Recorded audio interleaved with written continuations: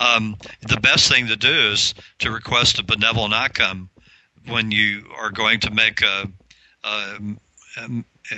make an investment that the profits will be even better than you can hope for or expect. Go for it that way. On an individual basis, then. So that again, they should refer to your website for more information. Yeah, because I use benevolent outcomes in my business all the time. I'm probably tomorrow or the next day, I'm going to send out an email blast to all the people that are going to a TV market in Miami in 2 weeks.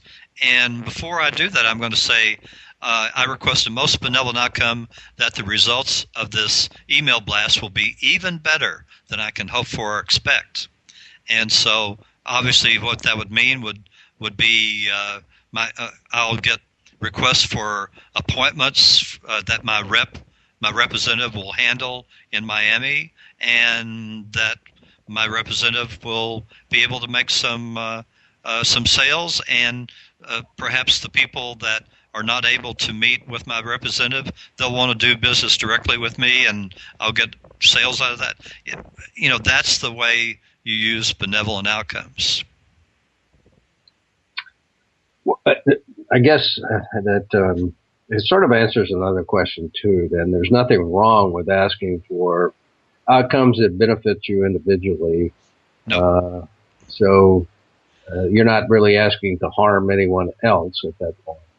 No, and I use it for phone calls for clients. It's in business there's just a myriad.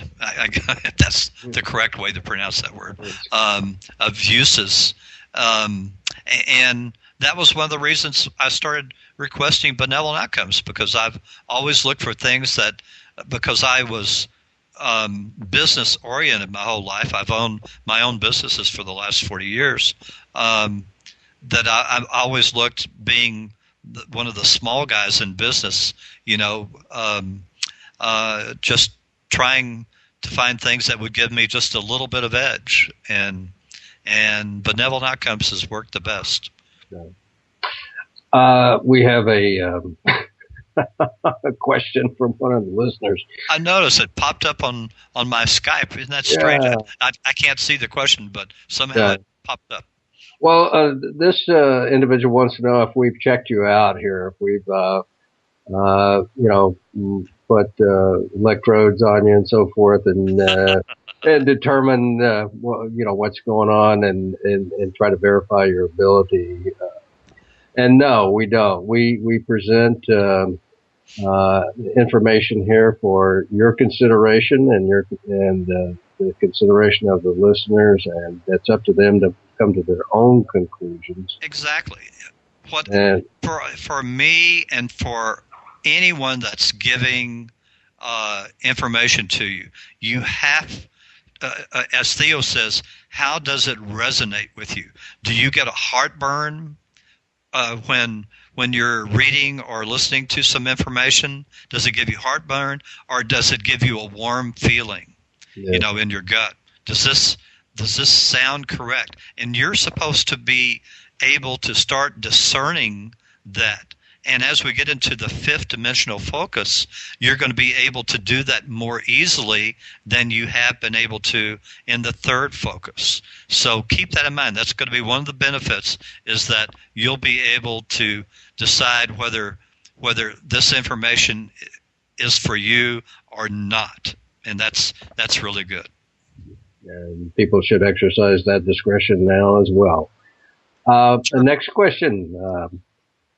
This person wants to know, are these abilities to receive messages an extension of remote viewing that transcends yet another conscious plane? And I think that brings up an interesting concept there. When you receive messages, do you, in remote viewing, and I know several, Len Buchanan and others, actually see pictures and see like they're actually viewing, you might say, a television screen and yes. hearing things. Is this in any sense like remote viewing, or do you? I assume it might be a little bit, because certainly there are times where I'll be given an image, but for the most part, for me, I receive what Theo calls thought packets, okay? Mm. And this is the reason why, let's just say, I can communicate with Antura, this soul brother on the other planet. He can't speak English, all right, but he sends me thought packets, and I send him back thought packets. But you do not see pictures? It's just words, or it just comes to me as thoughts, okay? And that's how it is for me. Now, some people are more have a better ability to receive images, and that's fine. I mean, they may get whole pictures of something, but in my case, I don't. I seem to be able to receive these paragraphs, if you will, of thoughts that run out. Now, you're actually at a word processor, typing this stuff, computer, typing these responses out while you're in this meditative state. Is that correct? Exactly. When I'm in this meditative state, I will start off with one question at the top of the page, and I'll have the date first, and then I'll have the first question. And so when I'm into the meditative state, many times I can't even remember the first question. I have to open my eyes for just a second and read the question, and then I close my eyes and I think the question. I don't say it out loud, and immediately I will start having these thought packets come in, these sentences and all, and I'm a very fast typist, and I'm able to type with my eyes closed. That's how it works best for me. You work with your eyes closed? Yes, wow. I type with my eyes closed, and after the whole session, I go back and spell correct, because they'll, I'll have typos and things like that, but I do all this with my eyes closed. Then I open it again for the next question that's on this page of paper that I have, and I go to the next question, and then and ask that question. So it takes a whole page of questions. Typically will take me about an hour and 15 minutes, and I can't seemingly go longer than that. First of all, I do this starting at like 6 a.m. in the morning, and by 7:15, my dogs are starting to bark. They're getting ready. They want to be fed. They bring you out of your meditative state. So I start hearing the dogs barking, and so I have to kind of start signing off when that happens. So that's how it works for me. Well, I can barely type with my eyes open, much less asleep. So congratulations. Well, that's from going to TCU and telling them that I'd had a typing course before, which was like 6 weeks long in my junior or senior year of high school, and they put me in a typing class with women, and this shows how long ago it was, who were going to be executive secretaries. They were in college to be executive secretaries, and they were already typing 60 words a minute, and here I am down at 15 or 20. They graded on the curve, and Tom wanted to make an A, so you had to learn fast. No, I didn't. What I had to do was I could see I was not going to pass the class, so I had to withdraw. They allowed me to withdraw passing, and the next semester I enrolled in beginning typing, and I made an A. There you go. So that's helped me ever since. We have a question. Any predictions for Canadians, or is no news good news? For Canada, so far, I think about the only thing I've received is one that you'll have pretty soon you're going to go back to a fairly harsh winter. That'll be one thing that's going to happen as the top half of the United States. And then later on, a little bit later, the lower half will start having school closures and inclement weather, that kind of stuff. That's going to happen fairly soon. I've been told that the winter will last longer than people would like. Okay? So it sounds like it's going to be kind of a late arriving winter and a late leaving winter. Also for the Vancouver, British Columbia area, when Northern California and Southern California, if and when they have earthquakes, that will put severe pressure on the fault line to the north for Oregon, Washington State, and up in British Columbia. And that's when you need to start being concerned if you live in that region to be somewhere not too close to the coast. Good. I was thinking about your comment about the longer than you would wish winter in Canada. I know for some folks up there, I was talking to Stan Friedman, and he said where he lives is 11 months of winter and 1 month of bad ski conditions. So I don't know how it could get much longer in some places. They wouldn't notice. That's true. But supposedly, Canada will become milder. Now, I don't know when that's going to happen, but I've been told it will eventually. Has a question from listener, has Tom ever been conflicted by any of the messages that he's received to the point where he doesn't want to share that message with anyone? Conflicted? In other words, you just foresaw things that were just so severe or so, upsetting that you just didn't want to tell the person. No, although, gosh, first of all, I'm not given sole contracts. Now, as an example, I did this for a gentleman who has been one of my longtime readers and sends me lots of emails that I'm able to share with my group that are interesting and all. And he was telling me in an email that his wife had committed suicide in 2007. And he was wondering. He's been alone, and he was wondering if his sole contract is just to be alone the rest of his life. I haven't told him this yet, but his guardian angel told my guardian angel that he needs to start getting out more, be requesting benevolent outcomes, and within 1 to 2 years, maybe sooner, if he gets out, he will find that person to share his life. So, those they won't say, well, he's going to he's going to be single the rest of his life. If that was true, they would not tell me that. Okay, so.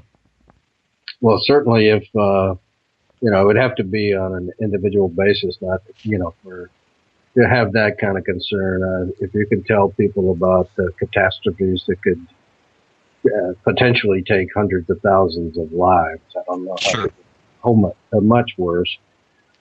Next question.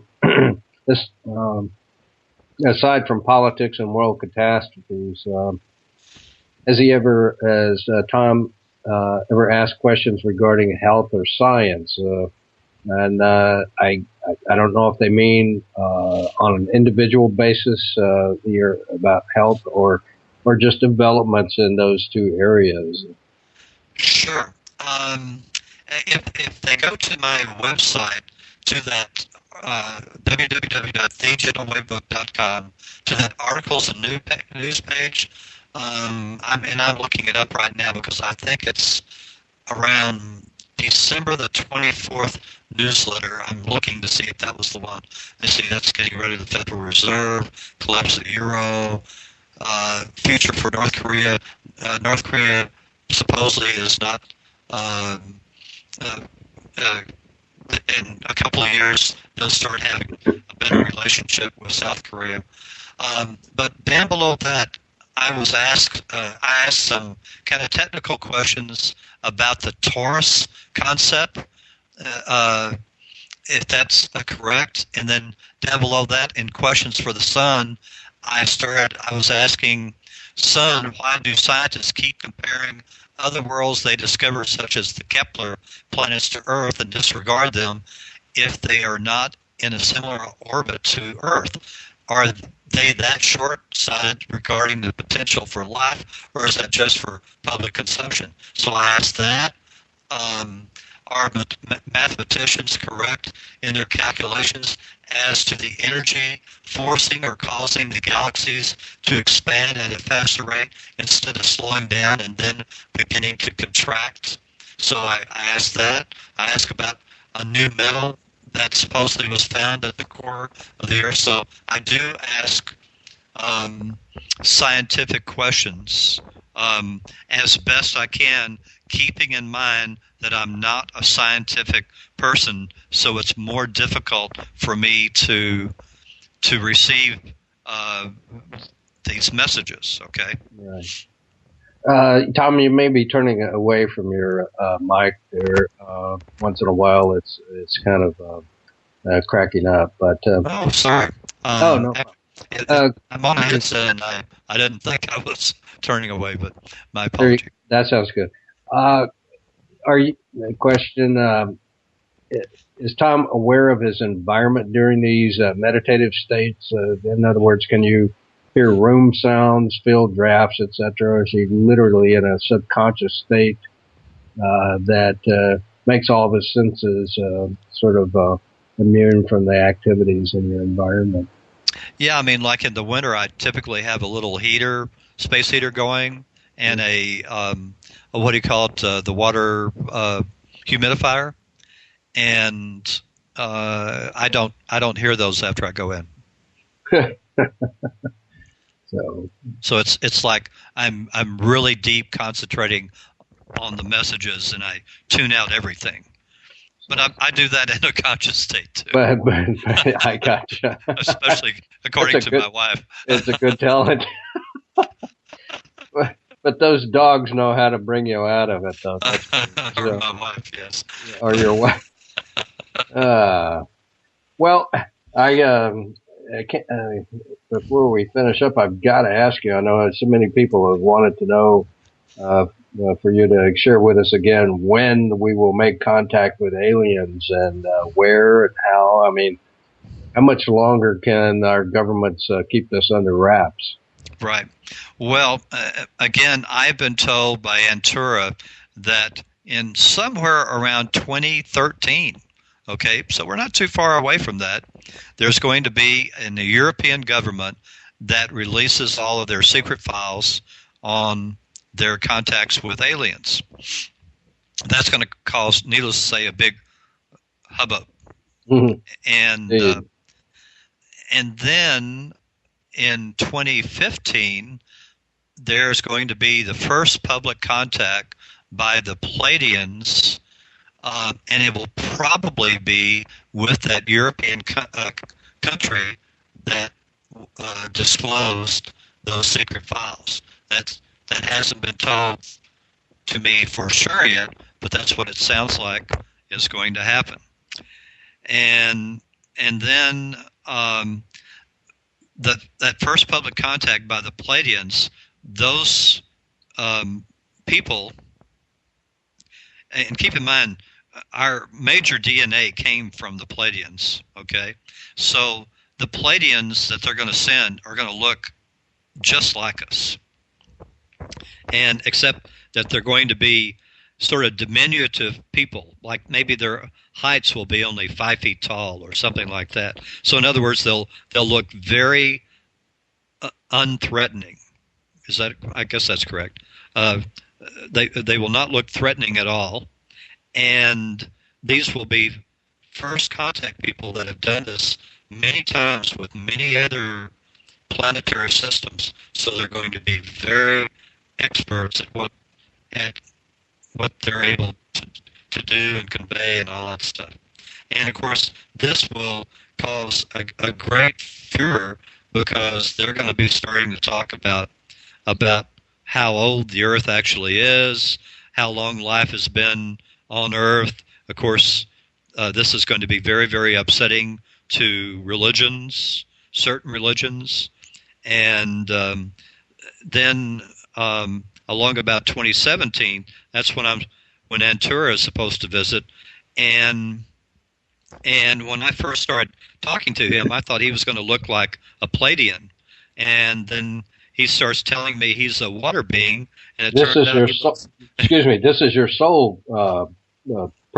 Someone in your soul. Brother, yes. Yes. And he's had 800 lives on Earth, so he's very well experienced in Earth lives. But he's having a life on this water planet, and he is considered a grassroots first contact kind of person. And I said, well, how did you get the job? And he said, well, one of the things I learned from my 800 lives on Earth is a gift of gab. So that's that's how he got the job. And he looks closer to that guy in the Hellboy 1 and 2 movies, Abe Sapien, which you can Google photos of Abe Sapien and you'll see what I'm talking about. He looks closer to an Abe Sapien kind of character than a normal human. You know, I know that our audience and I find this really fascinating, but I got to say that we have a question here that how do you deal with your skeptics? I mean, I think you've answered that sort of before, but maybe more specifically. How do I handle with them? How do you do? When I publish some of the stuff, I've let people kind of say, well, this is what I think, and I think you're completely wrong, and I put it in a newsletter, and for people to come back, and sometimes I'll have for 3 or 4 issues after that, I'll have running comments from people making comments about what the people put in their emails to me. So I'm pretty open. I understand that there are people that cannot accept that people can do this at all, and that's okay. All I can say is that I'm thrilled that I'm able to do it, and it's my passion, and I'll do it as long as I'm physically capable of doing it. People are noticing that the words are garbled here once in a while. I'm not sure whatever pose you're in right now. Would you hold that for the next 4 minutes? Oh my goodness! I wonder why that's happening, because I'm on a headset and it shouldn't be that way. But I guess there's a gremlin between me and you. and the rest of the world, apparently. Well, we have a question about how a person goes about requesting benevolent outcomes, and I guess the best way to do that, or to answer that, would be to go to your website. Tom's newsletter is free. And you go to his website, thegentlewaybook.com, and sign up for the website. And may I interrupt you? Go right ahead. I have 2 sample chapters of my first book there. That's all you need to get started. And I also have a weekly blog, and in the blog are stories that are sent to me from all over the planet of people that are requesting benevolent outcomes in their lives, and all these great stories of amazing things that happened to them. I think this past week I had a great story about a tractor being bought, and how it turned out to be a fantastic deal and all this stuff. So I get things from just, you can't imagine some of the places. So it's And your books are available online on your website and where? Amazon? Amazon.com is the easiest, and they have the cheapest prices. But certainly you can order it from your local bookstore if you wish to give them the business. My books are carried by the major wholesalers, so typically if they order from their local bookstore, it'll be there in a couple 3 days. But at the typical normal retail price. Right. Well, I think we've pretty well covered it. If you have any closing words, Tom, we can go right ahead. If we've got some big surprise coming that we haven't covered, they've got a minute or so. That's it. You held out to the very end. No, I not any other big surprises. I think I talked about Baja California. Will not sink into the ocean. I did cover that. And Washington and Oregon. How about Alaska is expecting a big earthquake? Is that part of it? Alaska will not until after California goes and all. So look for things to happening probably 2013. There will not be any epidemics. Some people. I just got a question asking me about if there would be an epidemic in the world, and no, not this year. Just normal flu traveling from one place to the next. Good. Well, on a good note, I guess that's a good place. That's a good place to close out. I want to thank you, Tom, for being here and for a great program. And again, people can reach you at your website if they have questions or follow up. And certainly, we want to have you back again in the future. So thank you for being with us. Thank you for having me, and I appreciate all the input from your listeners. That's always nice to have those questions come in. Well, we did have quite a few questions come in, so we're happy that you were able to answer them. And so I would like to invite everyone to join us next week on Epic Voyages, when your host will be William Puckett, the Epic Director of Investigations. And to find out more about Epic, please visit our website, epicvoyagers.com. That's epicvoyagers.com.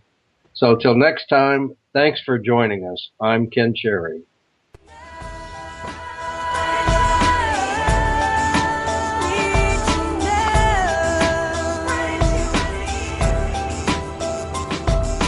Thank you for being with us tonight. Please join us again next Monday evening for Extraordinary Phenomena Investigations Council's Epic Voyages. I'm Roger Peacock for Epic. Until next time.